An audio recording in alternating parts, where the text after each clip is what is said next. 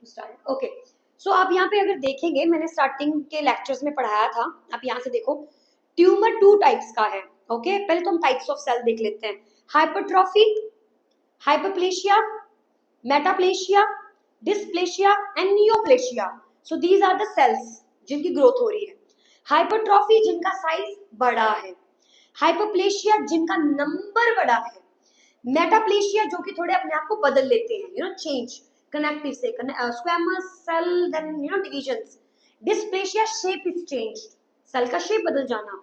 And neoplasia are the new cells, these are the new cells. Neoplasia, this is the cancerous cell जो कि अपने आप को क्या कर रहा है, अलग से नया डिवीजन हो रहा है, that is a cancerous. It can be benign, it can be malignant. This neoplasia is can be benign, can be malignant.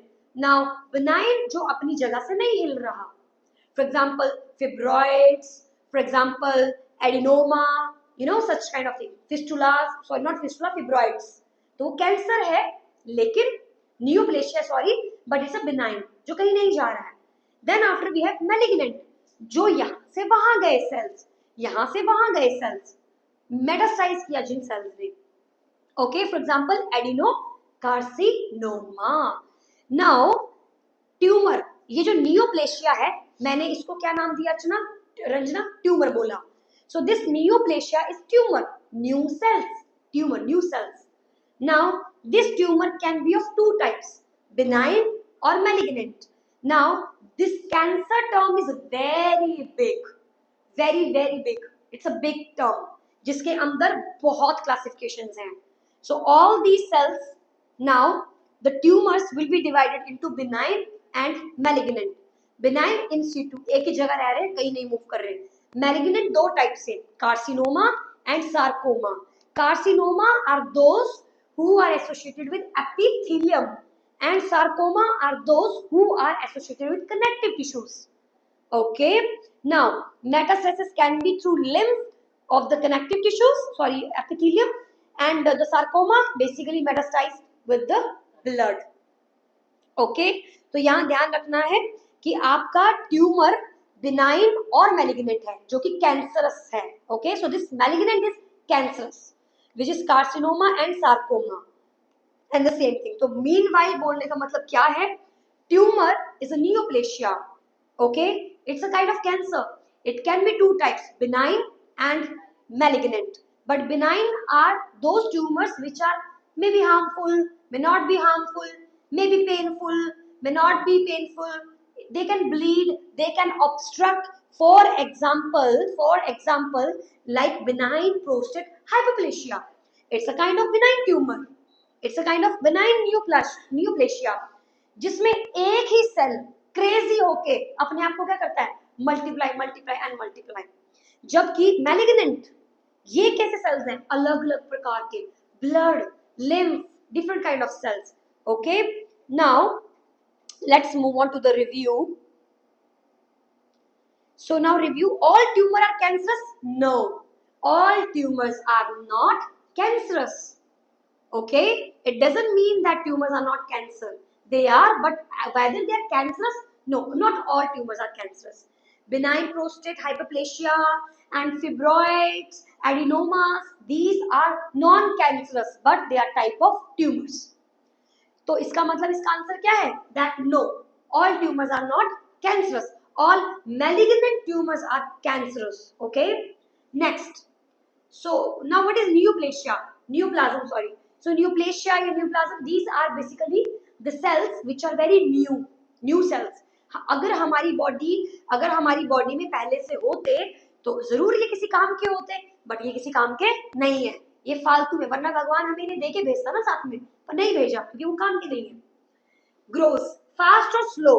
Grows fast. Very good. Next, all the same cells? No, not all cancerous cells are same. They can be vary with shape, they can be vary with color, anything. So cell same नहीं होते हैं. Benign होता है जो एक ही cell crazy होके divide करता है, बट बाकी के जो कैंसर सेल्स होते हैं वो अलग अलग तरीके से शेप बना के अलग अलग तरीके से डिवाइड करते हैं. Contained or encapsulated. So guys ये जो सेल्स होते हैं कंटेंट होते हैं, इनके अंदर डीएनए मटेरियल होता है। Life threatening, yes they are life threatening. Metastasis, yes और no, yes they can metastasize, yes. Which organ spread cancer, guys इनमें से कौन सा ऐसा ऑर्गन होता है जो कैंसर को स्प्रेड करने में रिस्पॉन्सिबल है? What organ? Yes, give me the answer. What organ is responsible for spreading the cancer? Lymph node, connective tissues, blood. So guys, overall मैं बोलूंगी heart. Okay, so the heart is the one organ which will pump the blood to all over the body. So एक heart ही ऐसा organ है यहाँ पे जो कि cancer cell को क्या कर सकता है? Pump कर सकता है पूरी body के अंदर, उसको फैला सकता है। So the answer will be heart. Heart is the organ to spread cancer. Now guys, tumor अभी भी मैंने बताया cancerous and non-cancerous. Okay, so tumor can be cancerous, it can be not cancerous.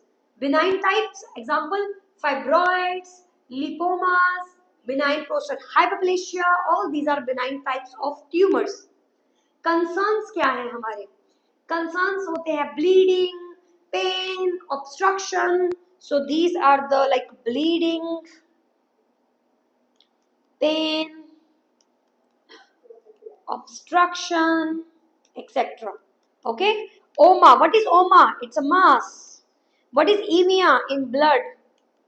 For example, leukemia. Yeah. Next, what is anaplasia? Anaplasia is a loss of organization. जो एक proper तरीके की जो organisation थी वो लॉस हो चुकी है। Different cells are now produce, अलग अलग प्रकार के सेल क्या हो रहे हैं रचना? प्रोड्यूस हो रहे हैं। So guys, cancer uncontrolled abnormal growth, that is neoplasm, result from germline congenital, somatic, acquired DNA mutations, two forms, soiled and blood. तो सॉइलेड भी होते हैं और ब्लड भी होते हैं। अगर ब्लड की बात करूं तो ल्यूकीमिया हम पढ़ चुके हैं, लिम्फोमा हम पढ़ चुके हैं, माइलोमा हम पढ़ चुके हैं। काइंडली इन्हें याद रखिए, आपके एग्जाम में पूछे जाएंगे। ल्यूकीमिया को मैं समराइज बोलूं तो हमने दो टाइप्स का पढ़ा था, एक्यूट एंड क्रॉनिक, और basically myeloid cells and lymphoid tissues, lymphoid cells, इनका बेसिकली ये कैंसर था। तो इसमें भी AML था, we have AML and ALL, यहाँ पे था CML and CLL। Okay, lymphomas की बात करूं तो ये मैंने बोला था ये लेमन होता है, and this is lemon juice and this is lemon, क्योंकि ओमा क्या है? मास, तो ये क्या है? एक मास है। So this is a mass. Okay, दो टाइप्स का है, Hodgkin, non Hodgkin, remember and learn, मैं ऑलरेडी पढ़ा चुकी बहुत डीपली। नेक्स्ट माइलोमा, माइलोमा मैंने प्लाज्मा सेल का बोला कि जब बी लिम्फोसाइट अपने आप को मैच्योर कर वो प्लाज्मा सेल में जाके इम्यूनोग्लोबुलिन्स बनाते हैं। So myeloma is the cancer for plasma cells, immune cells. Okay, अगर बात करूं सॉइलेड की, breast cancer, prostate cancer, lung cancer हम पढ़ चुके हैं, hepatic, renal, so these are the main soiled cancers, and pancreatic cancer, etc. Okay, now benign and tumors. So benign is also a type of tumor, but these are non-cancerous. These, तो guys overall जो term है that is cancer, but इस cancer के अंदर tumour, नियोप्लेशिया दो प्रकार से है, benign tumors and malignant tumors. बस फर्क इतना है, वो फैलते हैं, वो फैलते नहीं है, but they are cancers. Okay, so these are the non-cancerous tumors, do not spread, they do not pose as life threatening, but these are invaders and life threatening. Okay, तो ये life threatening होते हैं, invaders होते हैं, surrounding tissues होते हैं। Now guys, अगर मैं classification की बात करूं, we have carcinoma, yes guys,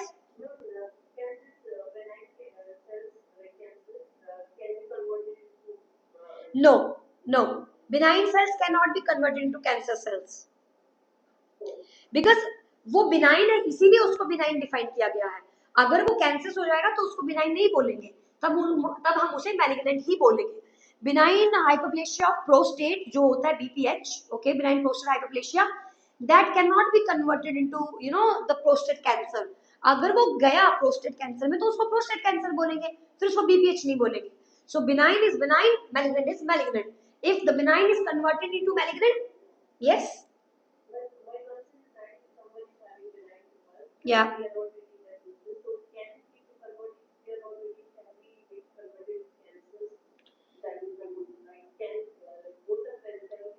मैं समझ गई आपकी बात Roshni, yeah I got your question, yeah but I am just saying that कि डायग्नोसिस के बाद में ही टर्म्स दी जाती हैं कि this is benign and this is malignant, okay.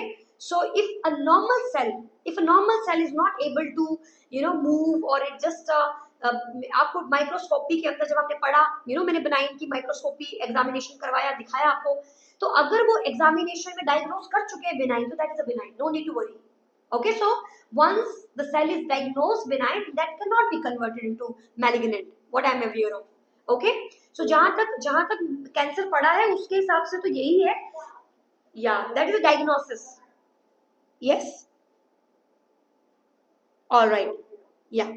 So guys, carcinoma, so we have different type of terminologies of cancers, तो ये diagnose करने के बाद ही terms हम उनको देंगे, so carcinoma, cancer beginning at the skin, tissues covering glands and organs, these are known as carcinomas। और ये lymph node के through क्या होते हैं, metastasized, okay।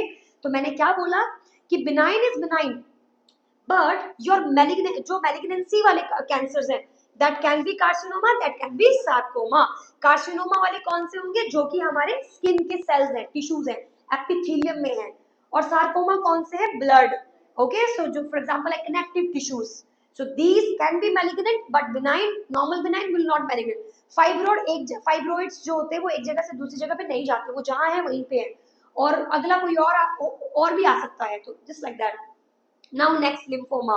लिम्फोमा आपको पता है लिम्फेटिक सिस्टम हम पूरा डीपली पढ़ चुके हैं, तो लिम्फेटिक सिस्टम में होने वाला जो कैंसर है, जो ब्लड के अंदर फैल रहा है और अब वो लिम्फ सिस्टम में आ चुका है, और वहां पर वो क्या कर रहा है, अपना मास बढ़ा रहा है, सेल का साइज को इंक्रीज कर रहा है, that will come under the category of lymphomas, yes। Please mute yourself guys। Next, last we have leukemias। Leukemias are basically blood forming issues, for example myeloid cells and lymphoid cells। myeloid में कौन कौन से आते हैं Ranjana, WBCs,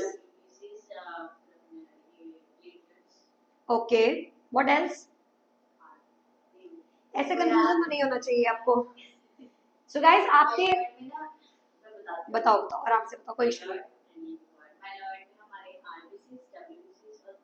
या उसमें भी कौन सा है पर्टिकुलरली ल्यूकीमिया में, एंड WBCs, गुड। और हमारा लिम्फोइड में कौन आता है, very good, B lymphocytes and T lymphocytes, good, तो वो ल्यूकीमिया में आ जाएंगे। नाउ गाइस, ये आपका डायग्नोसिस का प्लेटफॉर्म है जिसमें आपको दिख रहा होगा कौन कौन से म्यूटेशन जीन्स पाए जाते हैं, but I really want you to learn this BRCA1, BRCA2, these mutation genes, if you get, that mean it's basically associated with breast, ovarian, prostate and pancreatic। चारों कैंसर्स हम पढ़ चुके हैं, और इन चारों में आपको BRCA1 एंड BRCA2 मिल सकता है, okay. Now let's see, these questions are taken from Remark Institute। so आप देख सकते हैं question number 1, which client is considered to have the highest risk for breast cancer। इनमें से कौन सा वाला पर्सन है जो कि हाईएस्ट रिस्क पे है ब्रेस्ट कैंसर के, यस एवरीवन,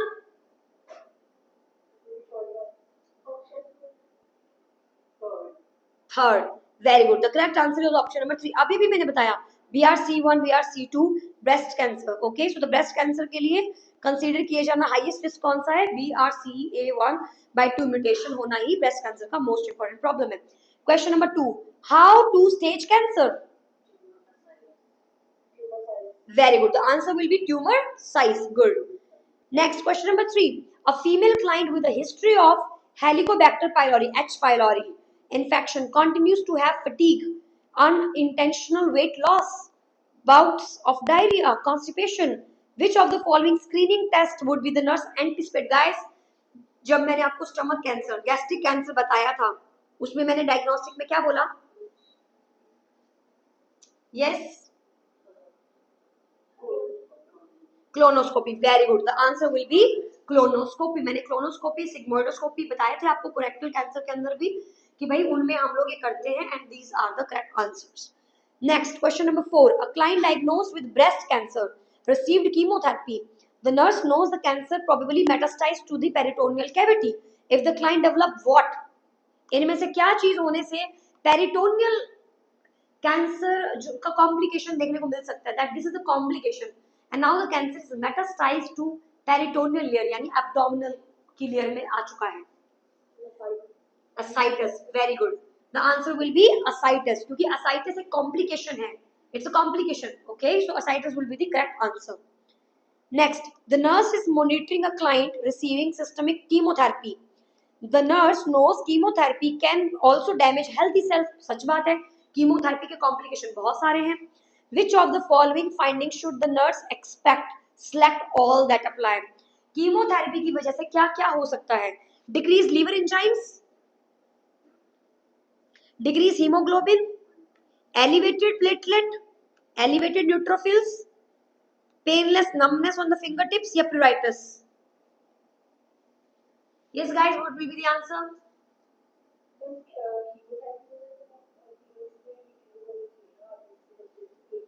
Yes, RBC का कम हो जाना, okay, got it.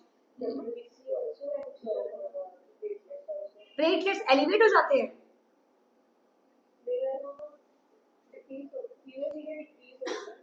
न्यूट्रोफिल्स का डिक्रीज होने का मतलब है इन्फेक्शन ना होना, और एलिवेट न्यूट्रोफिल्स का मतलब है इन्फेक्शन. सो कीमोथेरेपी में इन्फेक्शन बढ़ जाता है ना, बिकॉज इम्यूनो कॉम्प्रोमाइज हो रहा है बॉडी, तो न्यूट्रोफिल्स तो बढ़ेंगे यहाँ पे. So don't link it with the platelets because platelets is different, immunity तो कम हो ही रही है ना कीमो से, तो न्यूट्रोफिल्स तो बढ़ेंगे. डिक्रीज हीमोग्लोबिन भी आपने सही बोला, अब बाकी के ऑप्शंस भी बताओ. Okay, so the answer is here in front of you. Chemo is toxic. It's a toxic. Cause anemia. Correct answer. Neutropenia. Okay, so that is elevated neutrophils. Thrombocytopenia. Sorry, not with this, but this one. Thrombocytopenia कम हो जाता है जबकि elevate दिखा रहा है. Pruritus. That is the correct answer. So option number 6. Option number 5 because neuropathy भी होती है. Neutrophils का बढ़ना is basically क्या मतलब है इसका? Infection. Okay, so that is a sign. Yeah, yes, good. So option 2, 4, 5 and 6 will be the correct answers. Okay, liver enzymes भी कम हो जाते हैं, that is also true. All right, now guys, in front of you you have question. A client asked the nurse, does everyone who get cancer die of it? जिसको भी cancer होता है वो सब मर जाते हैं क्या? क्या रिस्पॉन्स रहेगा आपका? About 5 million people in United States survive cancer for 5 and more years. जितने भी कैंसर के लोग होते हैं वो 5 साल से ज्यादा जीवित हो जाते हैं, तो आप ऐसे मत सोचो. All 1 million people diagnosed with in the United States annually will eventually die. ऐसा तो नहीं बोल सकते. Cancer is the leading cause of adult death in United States. No, cancer is not the leading cause. It destroys hope to discuss dying with a client with cancer. तो आपको बिल्कुल भी destroy करती है होप, तो इसके बारे में जिक्र ही मत करो. जो उसने बात बोली है उसको मत बोलिए. तो हम ऐसे नहीं कर सकते, हम टॉपिक को चेंज नहीं कर सकते, हम अवॉइड नहीं कर सकते. But guys the correct answer will be option number 1. About 5 million people in the United States survive cancer for 5 or more years. Now the next question. The client states, I heard that all men get prostate cancer sometime in their जिंदगी. कभी ना कभी prostate cancer तो होना ही है उसको अपनी जिंदगी में. In teaching the client about cancer incidence, what is incidence, Ranjana? Very good. Roshni, is it you? Perfect. Incidence is new cases. And what is prevalence? Old and new. Yes, old and new both. Incidence का मतलब होता है नए cases. तो the client about cancer incidence, the best response is based on the following. तो जब आप उसको टीच कर रहे थे इंसिडेंस के बारे में, तो बेस्ट रिस्पॉन्स आपका क्या रहेगा? Lung cancer is the most frequently diagnosed cancer in men. Number 2, prostate cancer is the most frequently diagnosed cancer in men. Prostate cancer is the most prevalent in causing caution mans, काले लोग उनमें होता है. या फिर there is no way to screen for prostate cancer, so it is most common cause of cancer death in men. Let me tell you, हम prostate को क्या करते थे? असेस कर सकते हैं पोस्ट रेक्टिकली. मैंने बताया था आपको कि रेक्टम के थ्रू क्या कर सकते हैं हम, जो आपका वो है प्रोस्टेट है उसको असेस किया जा सकता है। तो ये last option is not correct. Option number 3, prostate cancer the most prevalent, नहीं ये मोस्ट प्रिविलेंट नहीं है। एंड गाइस मैंने आपको कुछ दिन पहले भी बताया था कि प्रोस्टेट मोस्ट कॉमन, नंबर 2 पे क्या है, lung cancer. Yes, so the answer will be 2. Option number 2 will be the correct answer about the incidence. Currently, prostate cancer is the most frequently cancer. और मैंने इसको पढ़ाया भी डीपली था, मैंने कहा था ये बहुत कॉमन है। Okay, next. When planning the discharge of a client with cancer, आप घर भेज रहे हो उसको, which of the following should the nurse include as a priority? Nurse को क्या करना चाहिए प्रायोरिटी के तौर पे? Encourage to drink no alcoholic beverages, information on all local hospices, plan for visiting nurse, information on stress reduction techniques. Guys किसी को cancer है, आप उसे घर भेज रहे हो, तो कभी भी शराब रोकने के लिए नहीं बोलते हैं। हमारा ऑस्की में एक स्टेशन होता है, इस स्टेशन का नाम होता है अल्कोहल ऑडिट, जिसमें हम पेशेंट को बोलते हैं कि प्लीज कभी भी अगर आपका अल्कोहल छोड़ने का दिल करता है तो आपने कभी भी एकदम से अल्कोहल नहीं छोड़नी है। Always make sure you inform us and then after we will make sure that we will inform to the doctor and then only we will proceed. तो आप कभी भी पेशेंट को शराब छोड़ने के लिए एकदम से नहीं बोलते हो, क्योंकि उस मरीज को अल्कोहल विड्रॉवल सिम्टम आ सकते हैं।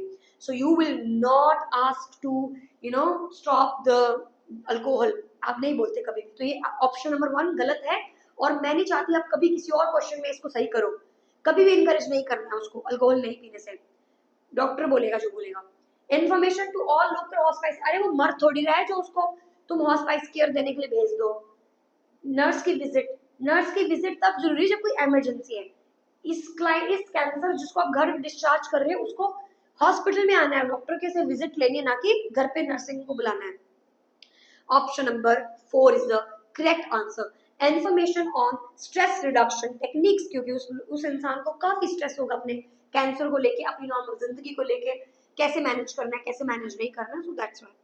Next question, while assessing a client's skin, the nurse should report which of the following findings as a possible skin cancer? तो आपको पता होना चाहिए स्किन कैंसर में ABCDE क्राइटेरिया होता है, ध्यान रखना, लर्न करना। नंबर 1, रेड कलर के swollen plaques, no. Bull eye rash, ये लाइम डिसीज में पाए जाते हैं, स्किन कैंसर में नहीं। Blue black appearing mole, yes ये हमने पढ़ा था, this is the cardinal sign. Blue और ब्लैक कलर के मोल्स जो है वो आपके कैंसरस हैं। Spider angiomas, no, it will become under your liver cirrhosis. Guys next question, a nurse is educating a group of clients on cancer screening practices. Which of the following instructions should the nurse include as a recommended screening pattern?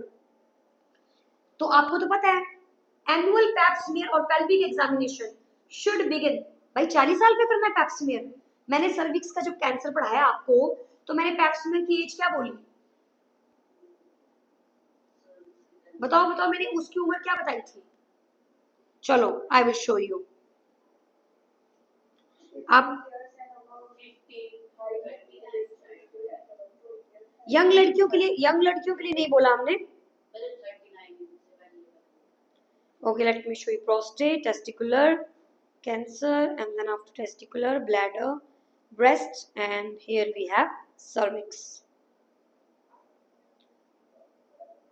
So guys, I think मैंने इसका data बताया था ना कब कब करना है, वो मैंने शायद आपको कैंसर के पहले बताया था, नॉर्मल जो हमारा था।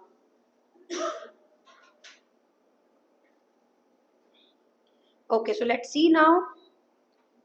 Okay, grading we have done, warning signs, early biopsy, breast cancer, early detection, cervix। सी 21 से देखो जरा क्या उम्र लिखवाई है मैंने पैप स्मीयर की, और आप कह रहे हो 50 साल। किसी ने बोला 50, 21 से 30 साल। या गाइस ये कंफ्यूजन नहीं चाहिए है, ये क्वेश्चंस आते हैं और लिटरली क्वेश्चंस आते हैं, इसको लर्न करना है। Pap smear HPV test 21 to 30 years है, 3 साल में एक बार कराओ, इस लेडी का बट करवाओ, ये होगा। 40 साल तक इंतजार नहीं करना है, 40 पे तो HPV बोलते हैं, और आफ्टर 60 तो फिर छोड़ो पर क्या ही बोलेंगे उसको। तो प्लीज हैव थोड़ा ध्यान रखिए आप इस चीज का। तो पहला क्वेश्चन गलत है, पहला जो आंसर है वो गलत है। पैप्समियर 40 की उम्र से नहीं शुरू होता है, 19-20 साल से शुरू हो जाता है। Next, annual cancer checkup for all persons over age 40। क्या आप सब लोगों को 40 से 40 साल वालों का एनुअल चेकअप तो होना चाहिए, साल में एक बार तो होना चाहिए। Annual mammography should begin at age of 30 guys. Annual mammography कितना था? गुड। मैंने बताया था कि जो मैमोग्राफी होती है वो कितनी होती है? 40 साल। तो the answer will be 40 years, not 30 or less than 30 नहीं, 40। Annual fecal occult blood test and colonoscopy at age of 40? No, that is also not right. So the answer will be annual cancer checkups for all person at the age of 40 years. Next, the last question in front of your screen. The nurse is caring for a client who underwent a bone marrow transplant. Guys, bone marrow transplant 10 दिन पहले ही हुआ है उसको, और वो steroid पे भी चल रहा होगा बेचारा। The nurse should monitor the client for which of the following clinical manifestation that indicate potential life-threatening situation. किसी की अभी अभी सर्जरी हुई है और अब इनमें से कौन सा ऐसा साइन है जो कि लाइफ थ्रेटनिंग है? Yes, guys, what will be the answer? Yes?